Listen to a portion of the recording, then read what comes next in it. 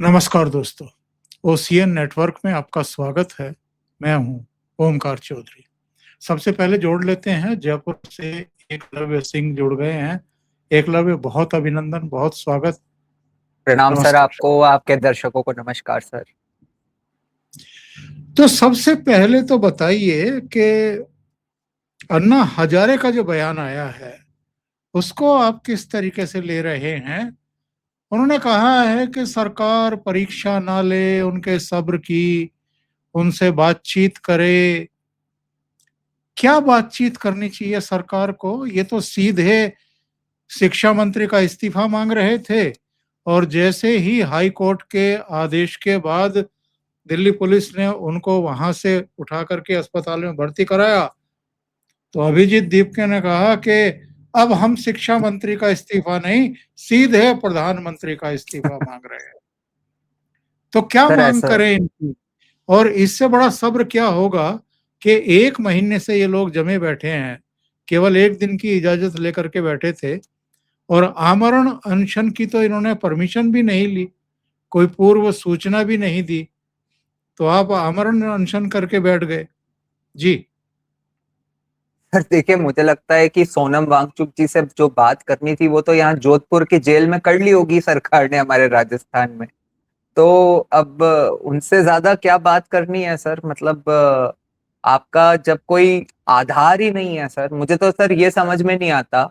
अब तो सर देखिए, धर्मेंद्र प्रधान की जहां तक आलोचना की बात है सर, वो तो कोई किसी से छुपी हुई नहीं है। वो तो नीट को लेके आपने भी करी है, मैंने भी करी है, देश की जनता ने भी करी है।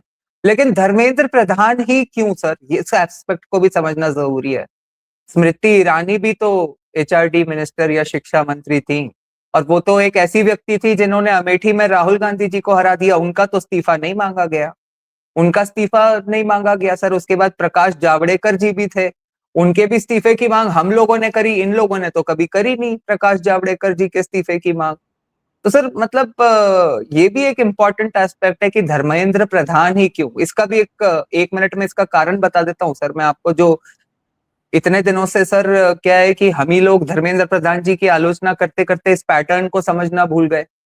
एक्चुअली सर एक चीज को लेके जो हम लोग भी स्वयं, ये मोदी जी के 10-12 वर्ष में जो उनके जो मतलब पूरी सरकार की जो व्यवस्था रही है, उसमें जो हम लोग एक आलोचना करते हैं वो ये करते हैं कि भाई 10-12 वर्ष हो गए, एनईपी आ गई, लेकिन हमें जो इतिहास में जो नेहरू जी ने जो इन कम्युनिस्ट को दायित्व दे दिया था आजादी स्वतंत्रता के बाद, तो जिस तरह से हमारा इतिहास लिखा गया, तो उस इतिहास करेक्ट करने की जो अपेक्षा थी हमारी इस सरकार से, वो हमें होते हुए दिख नहीं रही थी।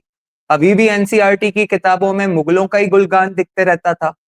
जो हमें अहिल्याबाई होलकर पे पढ़ना था वो नहीं पढ़ाया जा रहा था। जो हमें छत्रपति शिवाजी महाराज पे पढ़ना था उसके लिए कोई डेडिकेटेड चैप्टर नहीं था। तो सर मुझे ऐसा लगता है कि कहीं ना कहीं अगर आप देखेंगे कि जब से धर्मेंद्र प्रधान जी ने अपना कार्यकाल संभाला, तो ये चेंजेस दिखने लगे थे सर। आपने देखा होगा कि अभी कुछ दिन पहले ही सर 8वीं क्लास की जो एनसीईआरटी की टेक्स्ट बुक्स हैं, उसमें वीर सावरकर जी के स्वराज की मांग को लेके ऐड किया गया, तो उस पे भी काफी तमाशा हुआ था सर। तो मुझे लगता है कि सर मेन प्रॉब्लम जो धर्मेंद्र प्रधान से है वो कहीं ना कहीं इस चीज को लेके है। क्योंकि आप देखेंगे कि जिस प्रोटेस्ट में जिस तरह से ये एआईएसएफ और एसएफआई के स्टूडेंट्स जुड़ रहे हैं, ये कम्युनिस्ट प्रवृत्ति के लोग, तो मुझे तो लगता है सर कहीं ना कहीं धर्मेंद्र प्रधान से तो लेके सबसे बड़ी चिंता का यही विषय है सर इन लोगों के लिए। और दूसरा, जहां तक अन्ना हजारे जी का सवाल है, तो सर आप पैटर्न देख लीजिए। वही उसी तरह का एक इंडिया अगेंस्ट करप्शन करके, और उस समय तो वाकई में करप्शन का मुद्दा था, भ्रष्टाचार का जो मुद्दा था वो एक बड़ा मुद्दा था, लेकिन इन लोगों की कोई खास क्रेडिबिलिटी नहीं थी, तो अन्ना हजारे जी को एक फेस बना लिया गया। और वही पैटर्न सर, पहले भूख हड़ताल, उसके बाद हम मार्च करेंगे। अन्ना हजारे जी ने भी मार्च करी थी, इनको भी 20 तारीख को संसद पे मार्च करना था। तो ये सब सर ये पैटर्न वाली बात है। और अगर कोई अन्ना हजारे जी के मैं कहता हूं कि मतलब मुंह में अगर कोई माइक ही दे देगा और पूछेगा कि क्या करना चाहिए, तो वो क्या बोलेंगे? यही तो, ये थोड़ी बोलेंगे कि मर जाए, वो यही बोलेंगे भाई कि हाँ ठीक है, सरकार को बातचीत करनी चाहिए, और क्या बोल सकते हैं। परंतु सर देखिए, मुझे ऐसा लगता है कि आपकी अनुमति से जो कुछ नई जानकारी प्राप्त हो रही है वो मैं आपके दर्शकों से साझा करूं। देखिए सर, एक कहावत है कि हर सफल व्यक्ति के पीछे कई बार एक सफल औरत का हाथ होता है सर। ये कहावत सर बड़ी पुरानी है। तो सर मैं आपको बताऊं कि 1964 में सर, 1964 में एक सर हार्वर्ड यूनिवर्सिटी के संरक्षण में अमेरिका में एक एसआईटी करके एक इंस्टीट्यूट स्टैब्लिश करा गया था सर, जिसमें कि उसका नाम था sir school of international training. उसका ये बेसिकली सर, जब ये अमेरिका और यूएसएसआर के बीच में जब बहुत भारी कॉन्फ्लिक्ट चल रहा था, तो उस समय इसको एस्टैब्लिश करा गया था। इसमें सर हर वर्ष करीब 25-30 ग्रेजुएट्स ही निकलते थे सर। और इसमें होता ये था सर कि इससे जो लोग ट्रेन होके निकलते थे, इनको देश के विदेश और मतलब दुनिया के, विश्व के अलग अलग देशों में भेजा जाता था कि वो वहां पे जाके और यूएस का नैरेटिव आगे बढ़ाएं सर। तो सर उसी से जुड़ी हुई महिला है, उनका नाम है रेबेका नॉर्मन सर। तो मैं समझता हूं सर कि जो पब्लिक डोमेन में मैं इंफॉर्मेशन देख रहा हूं अभी, तो लोग ज्यादातर यही देख रहे हैं कि जो गीतांजलि अंगमो जी हैं वो इनकी पत्नी हैं, जिनको दिखाया जा रहा है रोज रोज। लेकिन सर मैं आपको बताऊं कि ये इनकी दूसरी पत्नी है सर। इनकी जो पूर्व पत्नी है वो यही रेबेका नॉर्मन है सर। ये लद्दाख आ गई थी सर 90s में, और मेरे ख्याल से सर 1995-96 के आसपास इनकी शादी हुई थी सोनम वांगचुक से। और सोनम वांगचुक से शादी होने के बाद सर देखिए, मैंने क्यों कहा कि हर सफल आदमी के पीछे एक सफल औरत का हाथ होता है, तो उसके बाद इनकी शादी होने के बाद सोनम वांगचुक की किस्मत पूरी तरह से बदल गई सर। वर्ष पर वर्ष उन्हें अवार्ड्स मिलने लगे sir, national awards, international awards. लेकिन इंटरेस्टिंग बात ये थी सर कि ये जितने अवार्ड्स मिल रहे थे, इसका अगर कोई भी अगर एक बेसिक आकलन या रिसर्च करेगा तो वो पाएगा कि वो सारे अवार्ड्स कहाँ से फंडेड थे, या तो फोर्ड फाउंडेशन से या रॉकफेलर फाउंडेशन से। इन फोर्ड फाउंडेशन, रॉकफेलर फाउंडेशन में सबसे बड़ा जो सर एक तरह से कंट्रीब्यूटर है, वो ओपन सोसाइटी फाउंडेशन के अलग अलग विंग्स हैं सर। और open society foundation George Soros की है सर। तो ये एक जो है सर, बड़ी इंटरेस्टिंग जानकारी प्राप्त हुई है सोनम वांगचुक के बैकग्राउंड के बारे में। और मुझे कहीं ना कहीं सर, मुझे तो एक्चुअली सर मैं आपको सच बताऊं तो मुझे संशय ही नहीं है, मुझे तो पूरा विश्वास है कि ये जो एक कोइंसिडेंस है सर, कि ये जो 20 दिन का फास्ट था और इसी 20 दिन में राहुल गांधी जो विदेश में गायब रहे सर, इसका एक भारी कनेक्शन है सर। क्योंकि सर देखिए, बड़ी विशेष ये बात है कि मतलब विचित्र ये बात है कि आज तक राहुल गांधी इतनी लंबी छुट्टी, और वो भी बिना बताए, कोई अता पता नहीं। और मतलब जब आप देश के विपक्ष के नेता बन चुके हो, उस समय आपके स्वयं के अनाउंस्ड प्रोग्राम्स है 11 और 12 जुलाई को सर, इनका पटना और प्रयागराज में। जिस तरह से पहले ये भारत जोड़ो का कार्यक्रम कर रहे थे, उसी तरह से इनने आजकल वो छात्रों की गूंज प्रोग्राम चालू कर रखा है, जिसका कि कल देहरादून में प्रोग्राम हुआ। तो जो पटना और प्रयागराज में निर्धारित प्रोग्राम था, इनका स्वयं का अनाउंस किया हुआ प्रोग्राम था, उसमें पहुंचे ही नहीं। तो इतना क्या जरूरी था सर? तो मुझे लगता है सर कि कहीं ना कहीं ये जो मैं आपको अभी निवेदन कर रहा था कि जो सोनम वांगचुक का बैकग्राउंड है जिस तरह से, तो ये जो पूरा प्रोटेस्ट है सर, जिसमें कि एक ऐसी पार्टी जिसमें कि मतलब 22 मिलियन फॉलोअर्स होते हैं, लेकिन 22 लोग उनके लिए जमीन पर खड़े नहीं हो पाते। लेकिन जो खड़े होते हैं वो इसी तरह के लोग जो फॉरेन फंडिंग से चलते हैं, जैसे कि एसएफआई, एआईएसएफ और कम्युनिस्ट और एंटी नेशनल एलिमेंट्स जो हैं, वो हमें उन मंचों पे दिखाई देते हैं। तो मुझे तो लगता है सर कि कहीं ना कहीं ये जो राहुल गांधी जी की ट्रिप थी, ये पूरा का पूरा सर एक बैक चैनल से कोऑर्डिनेट करके इस आंदोलन को इस तरह का स्वरूप देने का इन लोगों का प्लान था कि किसी तरह से मॉनसून सत्र को रोक दिया जाए सर, या मतलब भंग कर दिया जाए, या कोई ऐसा मतलब तमाशा देश में हो जाए, या तो सोनम वांगचुक ही निपट जाए, या कुछ ऐसा हो जाए कि जो डीलिमिटेशन का मुद्दा सर जो उठने वाला है, जो ये संशोधित जो बिल आने वाला है सर, विमेन्स आरक्षण का जो बिल आने वाला है, और विमेन्स रिजर्वेशन का, और साथ में ये डीलिमिटेशन का। क्योंकि सर देखिए, हम पहले भी चर्चा कर चुके हैं आपके एक प्रीवियस शो पे कि यदि अगर डीलिमिटेशन हुआ तो अगले 25-30 वर्ष तक कांग्रेस के लिए सर बहुत बड़ा संकट हो जाएगा सर, दोबारा से पावर में आने का सर। और मतलब आप देखिए कि जब इस तरह की हरकतें होने लगती हैं तो अजीब सी परतें खुलने लगती हैं सर। आज जब इनको लेके हॉस्पिटल जा रहे थे तो उसके बाद कुछ मीडिया पर्सनल्स वहां पे, एक इंस्पेक्टर मैडम जो डिप्यूटेड थी, उनसे पूछा कि साहब जब उनकी तबीयत इतनी खराब है ही नहीं, वो स्वयं बता रहे हैं कि उनकी तबीयत ठीक है, तो आप लोग जोर जबरदस्ती करके लेके क्यों जा रहे हो? तो उन्होंने कहा कि भाई सोनम वांगचुक ने हमें फोन किया था। और सर सोनम वांगचुक का रवैया देख ही रहे थे, वो कुछ दिन से वो तो स्वयं ही कह चुके कि भाई तुम यहाँ पे बैठ के ठूस ठूस के खाते रहते हो। और मैं तो सर वो भी मतलब Sonam Wangchuk also knew that he is failing. Second part इसका ये था सर कि जब अभिजीत दीपके को उसके वो जो 5 स्टार टाइप के अपार्टमेंट जिससे उसने रेंट कर रखा था, उसके ओनर से सर कुछ मीडिया पर्सनल्स का इंटरेक्शन हुआ। तो उस अपार्टमेंट के जो ओनर थे उन्होंने कहा कि भाई कुछ समय पहले इन्होंने मुझसे, जब ये अपार्टमेंट रेंट पे लिया था तो मैं तो आमतौर पे लोगों को देते रहता हूँ, तो मुझे भी लगा भाई कोई होंगे व्यक्ति बाहर से आए हुए, मैंने इनको दिया हुआ था। लेकिन पिछले 5-7 दिन से अजीब सी प्रतिक्रियाएं हो रही थी, अजीब अजीब लोगों को लेके यहाँ पे अपार्टमेंट पे आते रहते थे। तो मैंने इससे की मतलब कंप्लेन भी करी, इसका विरोध भी किया, तो ये माने नहीं, समझे नहीं। तो फाइनली जब मतलब इनके अपार्टमेंट को देखा वहां पे पहुंच के, तो वहां वो अपार्टमेंट बियर की बोतलों से भरा पड़ा हुआ था।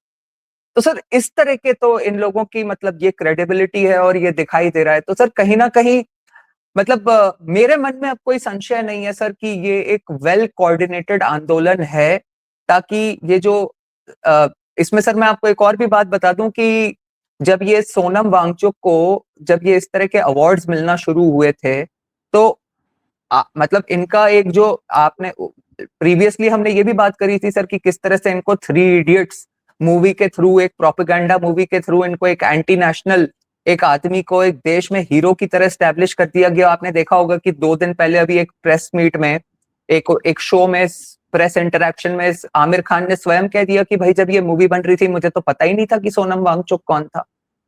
अब सर ये ऐसे हीरो थे कि कुछ समय पहले सर ये कश्मीर के बारे में जब ये बात करते थे तो ये प्लेबिसाइड और रेफरेंडम की बातें करते थे सर। और पाकिस्तान से सर राजकुमार इनको, हिरानी जो उस फिल्म के डायरेक्टर थे, उन्होंने भी इनकार कर दिया। जी उन्होंने बिल्कुल कहा सर। कि ये तो पुणे के एक नौजवान के जीवन के ऊपर, कुछ घटनाओं के ऊपर फिल्म थी, सोनम वांगचुक के ऊपर नहीं थी। लेकिन पूरे इकोसिस्टम ने प्रोपेगेंडा किया इनके बारे में कि इन्हीं जी के ऊपर ये फिल्म बनाई गई है। बिल्कुल सर। सर सच कहूं तो मेरे मन में भी अभी तक यही धारणा थी सर कि कहीं ना कहीं ठीक है थोड़ा बहुत इधर उधर हो सकता है, लेकिन मूवी इंस्पायर्ड तो इन्हीं से है। क्योंकि ये जो आमिर खान और राजकुमार हिरानी ने भी बात बोली, आज जाके बोली है ना। जब पूरे पब्लिक डोमेन में इतने वर्षों से झूठ बोला जा रहा था तो आपने क्यों नहीं बताया कि नहीं भाई ये वो व्यक्ति नहीं है? उसी तरह से सर आपने देखा होगा, अब इसमें एक बड़ी इंटरेस्टिंग चीज है सर कि ये लद्दाख में जो काम करते रहे हैं, आपने देखा होगा कि पाकिस्तान से इनको इनविटेशन आया था तो वहां पे क्लाइमेट एक्टिविज्म के कॉन्फ्रेंस में चले गए थे।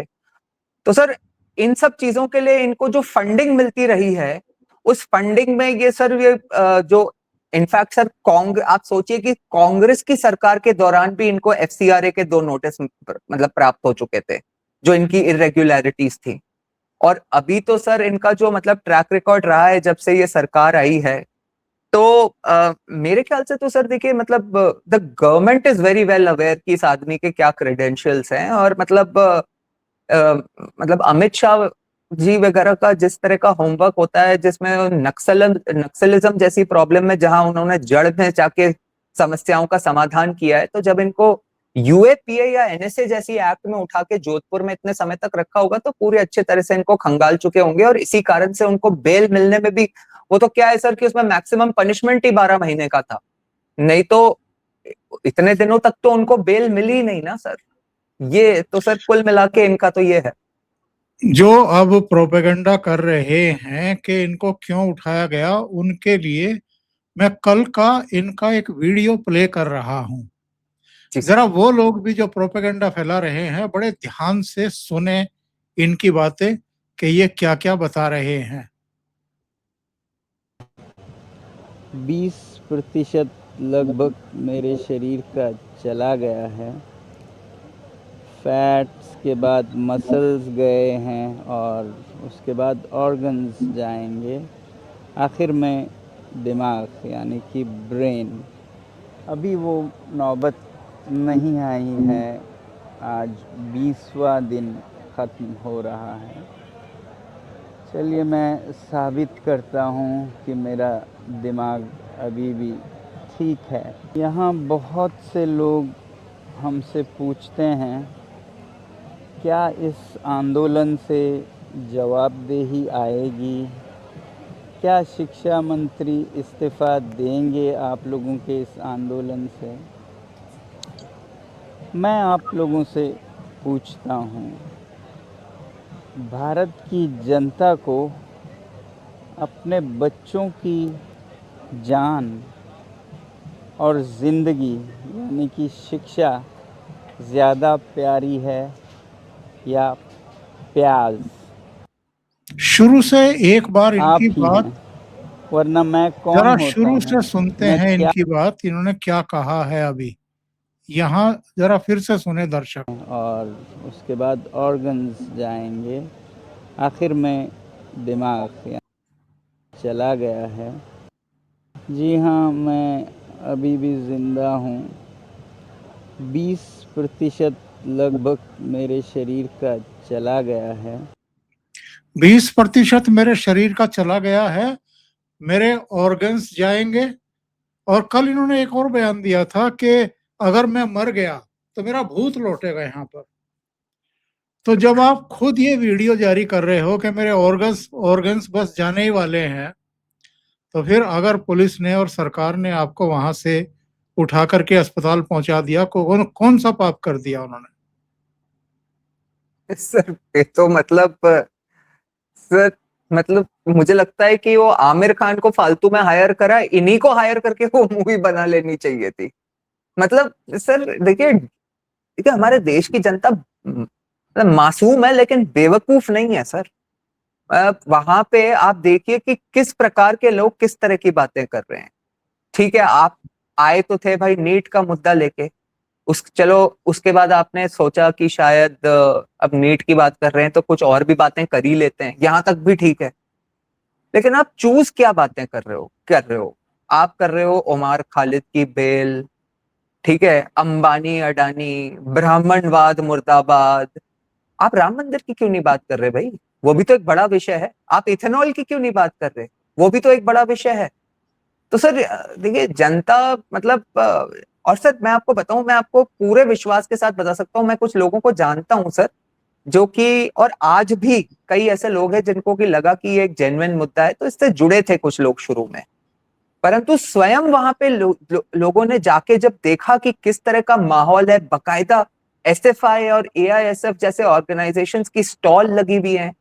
और सर एक वो कहावत है ना, एक बड़ी फेमस कहावत है कि जहां जहां लग गया टेंट वहां वहां नेताजी प्रेजेंट। तो सर आप देखिए, लेकिन अब वो नेताजी भी किस तरह के प्रेजेंट हो रहे हैं सर? प्रशांत भूषण, बृंदा करात, महुआ मोइत्रा, आप तो सर वो आंदोलन जीवी के जो ब्रांड एम्बेसडर हैं योगेंद्र यादव जी भी वहां पे पहुंच के अभिजीत दीपके को पकड़ पकड़ के रो रहे थे। तो सर मुझे लगता है कि मोदी जी तो एक बार सदन के पटल से पूरे देश को समझा चुके हैं कि ये जो आंदोलन जीवियों की हमारे देश में पूरी इंडस्ट्री है। और सर हमारे देश ने देखिए मतलब ठीक है, मोदी जी और अमित शाह जी बहुत सजग प्रशासक हैं, लेकिन हमारे देश को नुकसान हुआ है सर। मतलब चाहे सीए के राइट्स हो, जिस तरह से शाहीन बाग बनाया गया, चाहे फार्मर्स प्रोटेस्ट हो, उस समय देश में जिस तरह से एक माहौल बना दिया गया हो। तो सर ठीक है, अब ये तीसरा कार्यकाल है, मुझे नहीं लगता कि अमित शाह जी और मोदी जी कोई अपॉर्चुनिटी छोड़ेंगे कि फिर उस तरह की कोई दुर्भाग्यपूर्ण घटना हो जाए, और होने भी नहीं चाहिए सर। हमारी अपेक्षा है कि मतलब मोदी जी और अमित शाह जैसे स्ट्रॉन्ग लीडर्स हैं, या यूपी में जैसे योगी आदित्यनाथ जी हैं, तो राम मंदिर को लेके जो माहौल बिगाड़ने की कोशिश करी, अब हमारी अपेक्षा है कि ये सब अपने दूसरे तीसरे कार्यकाल में हैं, तो ये जो देश विरोधी ताकतें अपने प्रयास करती हैं इस तरह की, ये नहीं होना चाहिए। एक फोटो दिखाते हैं, ये क्या टैक्टिस अपनाई गई है केजरीवाल वाली, कि मतलब वो ये तो भाई अपने ऊपर स्याही फेंकवा लो और शायद इसी से सहानुभूति आ जाए और शायद सरकार को बदनाम कर सकें हम। नेक्स्ट चांटा है सर, चांटा भी पड़वाएगा अभी अपने आप को। सारे पैटर्न्स वही चल रहे हैं, तो उसमें भी चांटा तो बचा हुआ ही है सर। आपको याद होगा ना, वो केजरीवाल जी जीप के ऊपर से हाथ हिला रहे थे, तो एक जनता से ही एक आदमी ने जीप के ऊपर चढ़ के कैसा चांटा जड़ा था। अच्छा सर, ये भी बड़ी इंटरेस्टिंग बात है कि अरविंद केजरीवाल जी कह रहे थे कि भाई सोनम वांगचुक इतने पढ़े लिखे और इतने गजब के व्यक्ति हैं, ऐसा व्यक्तित्व है, इन्हीं को देश का एजुकेशन मिनिस्टर बना देना चाहिए। सर मैं तो कहता हूँ ये तो एकदम हिस्टोरिकल अपॉर्चुनिटी है, पंजाब में इनको बना देना चाहिए सर एजुकेशन मिनिस्टर, और पूरे देश के और लिए एक अपनी पंजाब को सरकार मॉडल बनाना चाहिए। अपनी सरकार में मनीष सिसोदिया को क्यों बनाया, इन्हीं को बनाते। बिल्कुल सर, बिल्कुल। और अभी तो मतलब जो खुद की मांग है, खुद की मांग पे तो मतलब एक तरह से उसको खुद की मांग को तो समझना ही चाहिए सर। अभी तो बहुत बड़ी अपॉर्चुनिटी है, पंजाब में इनकी सरकार है, आने वाले टाइम में इलेक्शन भी है, अपॉर्चुनिटी भी है।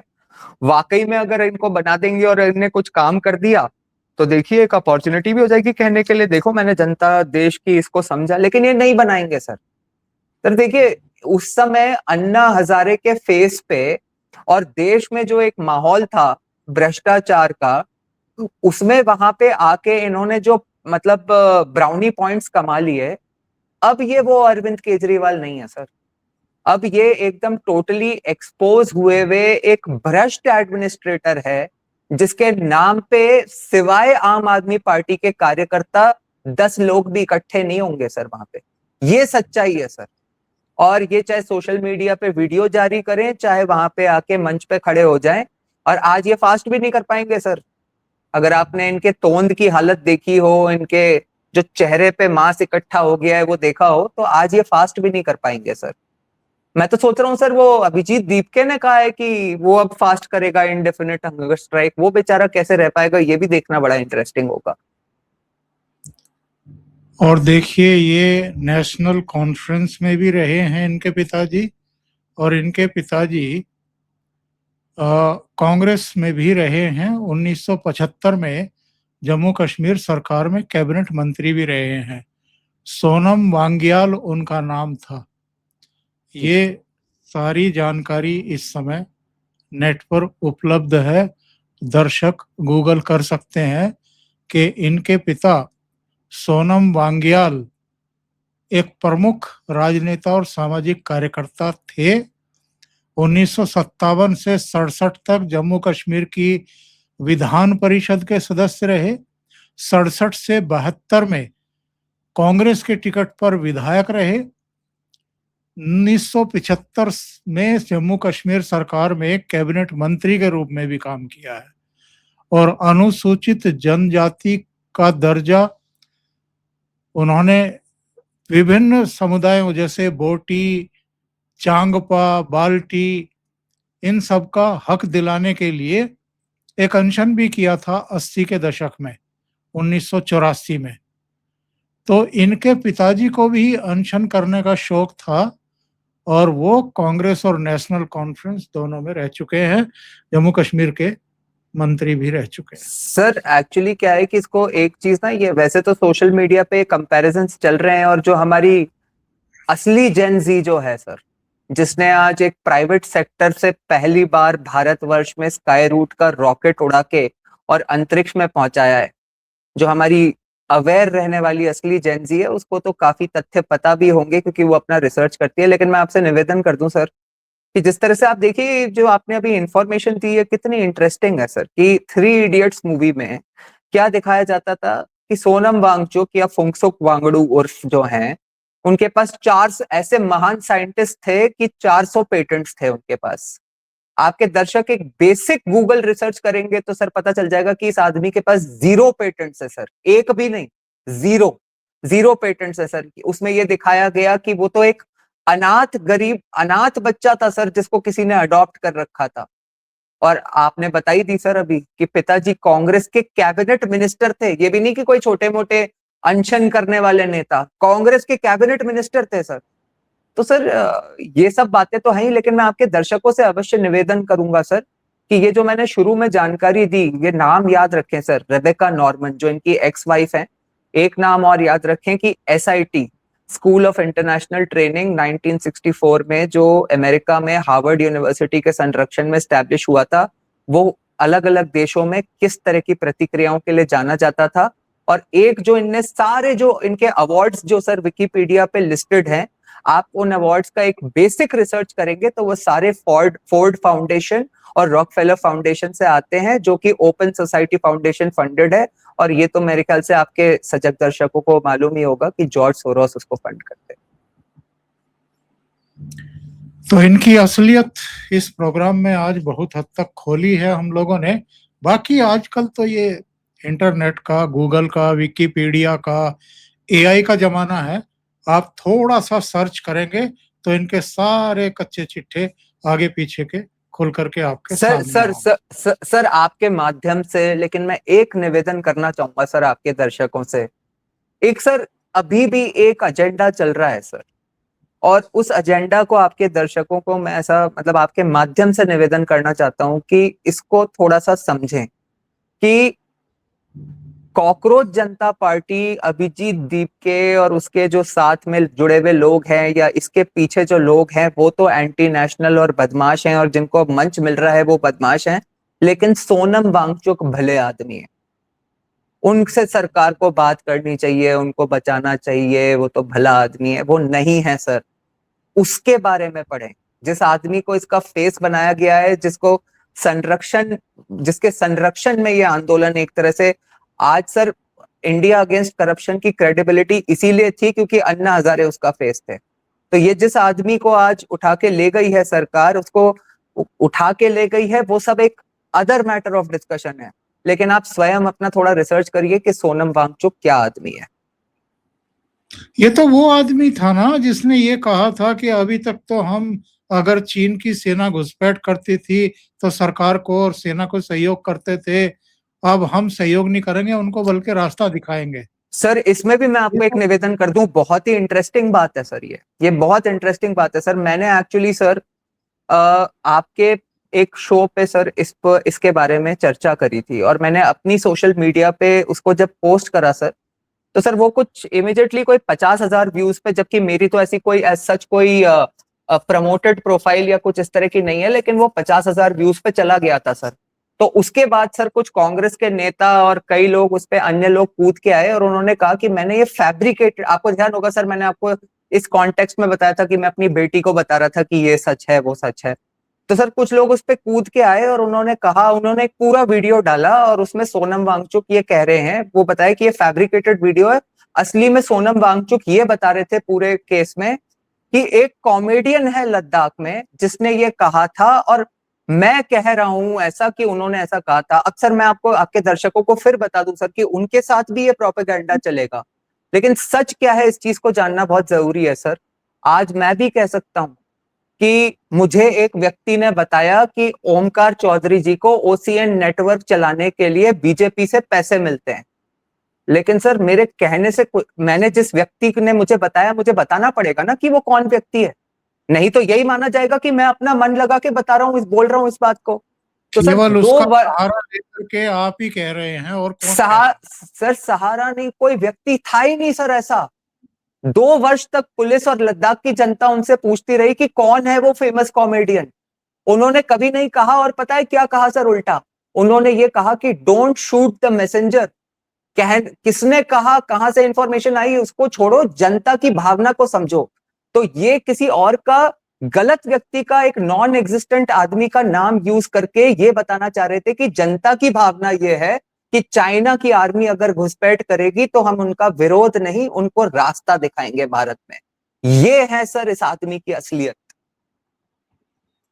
और इसकी असलियत जो है इससे पता लगता है, जब बाथरूम जाता था शुरू में तो वो टोपी वाला और दाढ़ी वाला इनके साथ दिखाई नहीं देता था, लेकिन बाद में इसको लगा कि लद्दाख में चूंकि मुस्लिम भी हैं, मुस्लिम मतदाता भी हैं, इसलिए उसको भी अपने साथ लगाने लगा ताकि मुस्लिमों में लद्दाख के ये मैसेज जाए कि देखो भाई मुस्लिम भी इसके साथ हैं।